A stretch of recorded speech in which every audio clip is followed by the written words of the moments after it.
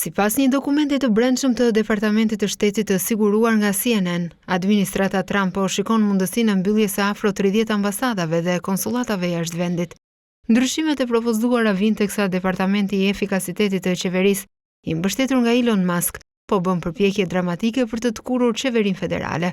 Është e paqartë nëse sekretari i shtetit Marco Rubio ka nënshkruar për mbylljet e propozuara, thekson CNN.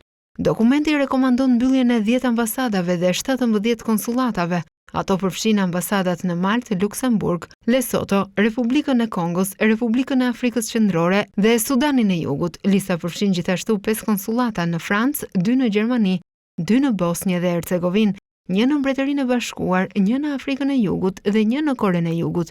Dokumenti propozon që detyrat e ambasadave të mbyllura të mbulohen nga poste në vendet fshinje. Zëdhënësja e Departamentit të Shtetit Tammy Bruce i minimizoi raportet, duke u thënë gazetarëve se nuk ka plan përfundimtar, buxhet përfundimtar, dinamik përfundimtare. Kjo varet nga Shtëpia e Bardhë dhe presidenti i Shteteve të Bashkuara, ndërsa ata vazhdojnë të punojnë për planin e tyre buxhetor dhe atë që do t'i paraqesin Kongresit, tha Bruce të martën.